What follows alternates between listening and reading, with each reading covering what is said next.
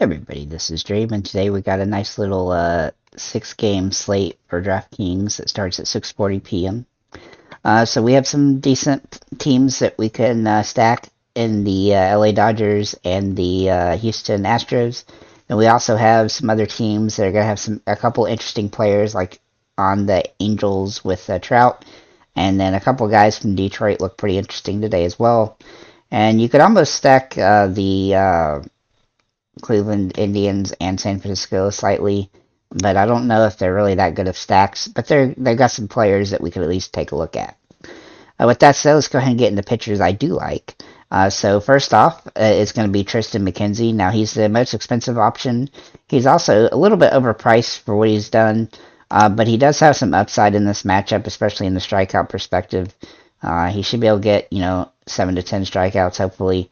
Obviously, he didn't do quite as good against Kansas City when he went against them the first time, with 5 strikeouts in the one game that he started. But overall, he's a pretty solid option today, especially considering there's not a ton of good options available.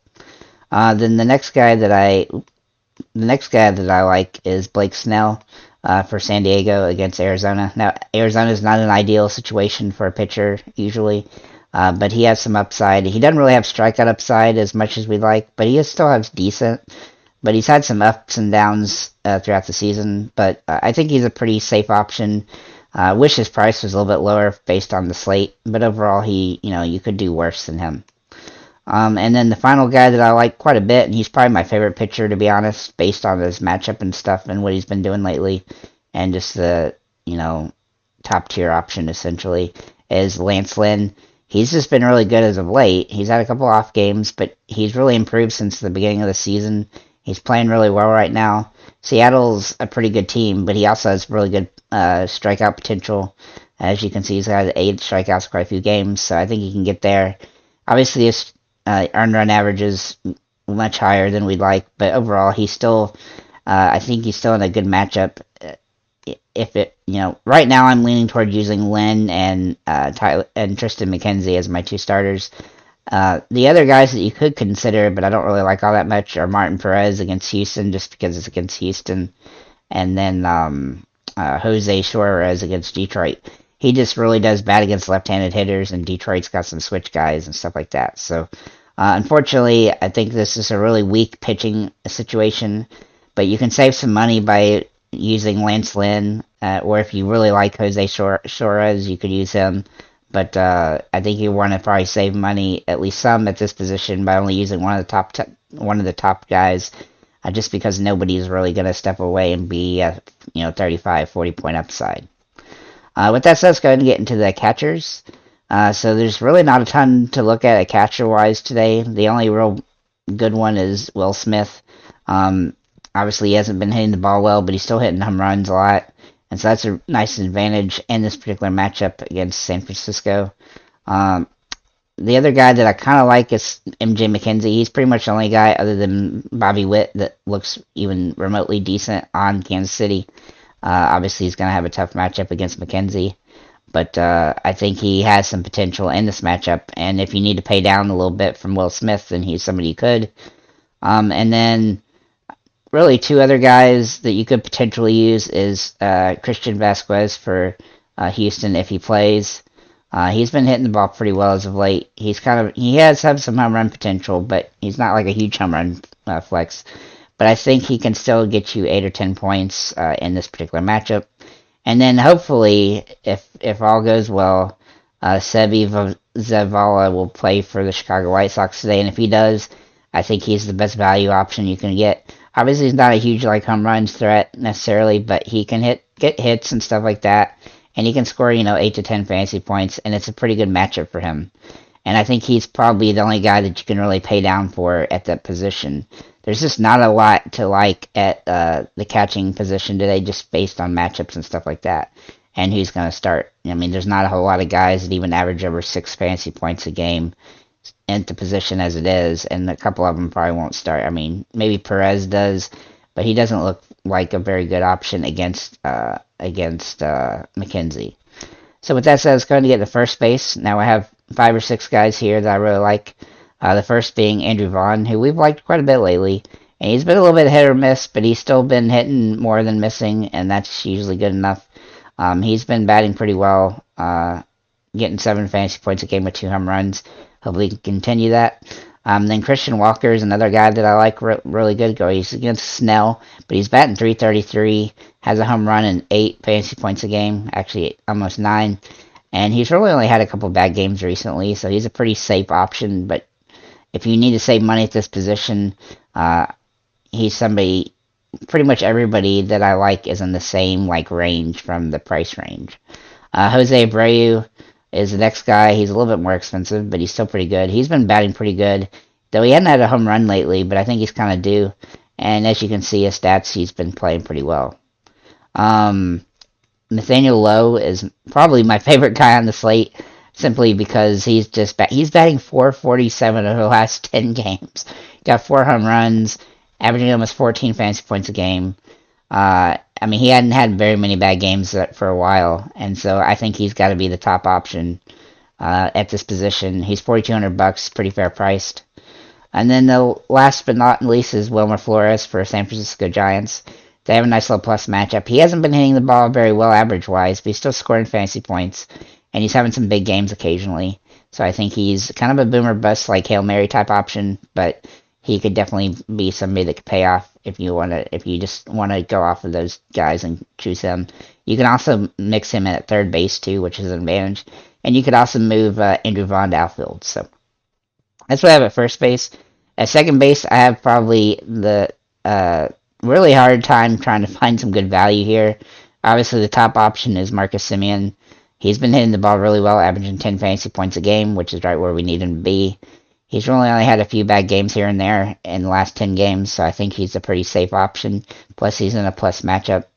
Then the next guy is going to be Jake Cronenworth.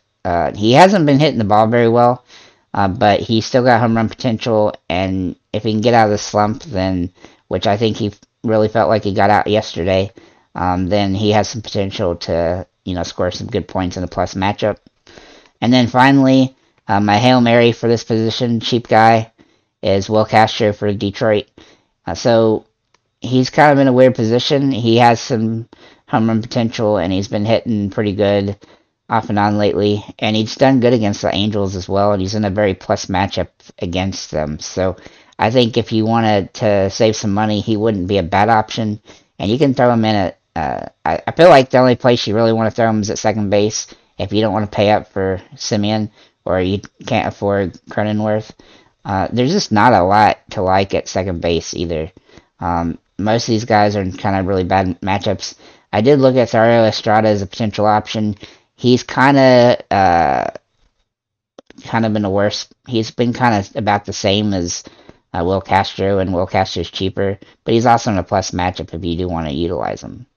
If Matthias from Texas does play, which he hasn't really been playing every game, so it's hard to know. He's been really kind of boomer bust, so he could be a guy that you could, Hail Mary if you really need to. At third base, I have 3 guys that I like. One of them is Wilmer Flores. Where does he go? Here he is. And he was also at first base, and I think I already talked about him, so I'll go ahead and skip that one. The next guy is Justin Turner, and he's probably my favorite spot. $4,600. He's actually less expensive than I expected him to be based on what his production has been lately. He's just been smashing the ball. He only has 1 home run in those 10 games, so he's not a big home run hitter, but he's doing everything. 17 hits in the last 10 games, 11 fantasy points a game, hitting 472. I feel like you could almost, connect him with Nate Lowe and have a really good lineup. Then if you need a Hail Mary at this option, I have one.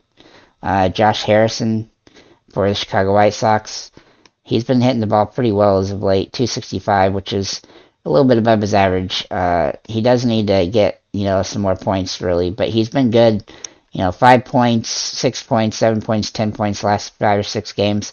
That will pay for his position if you really desperately need to save money there. I wouldn't put him at second base, but I think he's a good option if you just need to pay down here. I guess you could actually mix him in at second base and then have Turner at third if you really needed to. At shortstop, I have 4 guys I like. First being Javier Baez for Detroit.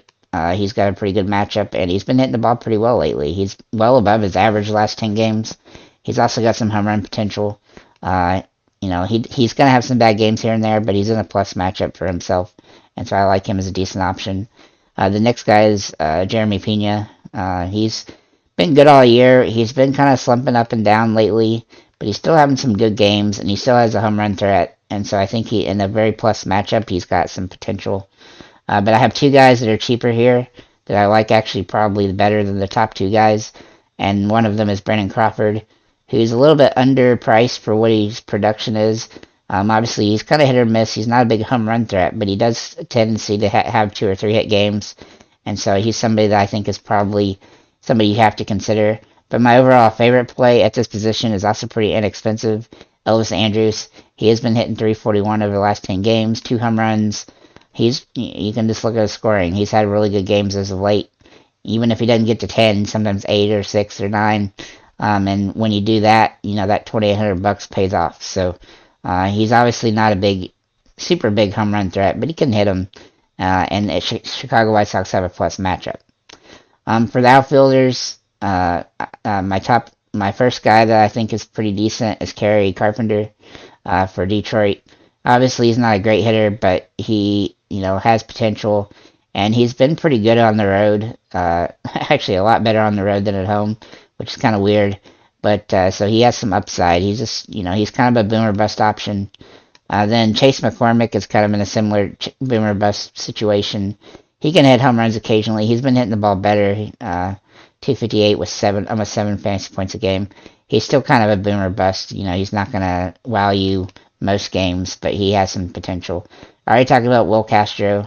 Another guy I really like is Riley Green. Now he's been really good as of late, but he's kind of been the last few games he's not been quite as good as he was for the last games before that. But I still think he's got some good potential in a game where he has a plus matchup. Then I got a couple guys from the Chicago White Sox. In fact, 3: AJ Pollock, Andrew Vaughn, and Eloy Jimenez. I already talked about Vaughn, so I'll talk about Pollock. Pollock is actually hitting really well, 275, 9.2, with 3 home runs the last 10 games. He's really only had a couple of bad games the last 10, and I think he's a pretty solid option against Seattle. And then Eloy Jimenez. Now, he's been kind of hurt, and so I've avoided him for a little bit. But he seems like he's kind of in a boomer bust situation. He's been banging some home runs occasionally, and so if you think he can hit a home run today, then he's somebody you might want to consider. Then I got Trey Mancini for Houston and a plus matchup. Now he hasn't been hitting the ball well, so he's extremely boomer bust. But when he does boom, it's fun. He's somebody I really like to use when he was in Baltimore. And he's having more trouble, I think, in Houston because he's not playing every single game. But I think he's starting to play more and more, so if he can get his batting average going, then he's going to be a guy that you're going to really like down the stretch of the season. And 2 more guys that are more expensive. One of them is Mr. Trout. He's in a very plus matchup today, and this is the type of day where he could get 8 or 9, or sorry, 1 or 2 home runs, and really just blow it out, and then pretty much win you the slate or something like that. And then the other guy that I really like is Jock Peterson, who's absolutely been crushing the ball, 464 the last 10 games. If you can find a way to fit him in here, then he's definitely going to be some potential. I should note that assuming that the heat wave continues in LA, then we could definitely enjoy those LA hitters as well. So overall, I think it's a pretty decent slate. It was kind of hard to find a lot of real good options across all the positions. I think this is the type of slate that's going to be a little bit lower scoring, despite the fact that there's not a ton of great pitchers. But I think you're going to be able to. Well, you're not going to have a 40-point pitcher probably, but you're going to have a couple of 20-point pitchers, and then you're going to have to find a value where you can fit it, and then pay for the guys that are going to really score you some points. So. Not the best slate. We've had a lot better slates than this throughout the last few weeks, but it's still a decent one, and I think it's probably, especially for GPP purposes, there's going to be some really wonky lineups that manage to win. I think the sneakiest play is probably Detroit and LA game. using some of the guys there that don't typically hit the ball all that great, but then, having these plus matchups can definitely take advantage of those. We also have two rookie pitchers in Hunter Brown and Ryan Nelson for Houston and Arizona, respectively. So you have to be a little bit careful with them. Obviously, Texas and San Diego going against those guys. Both those teams, San Diego has not been playing well lately.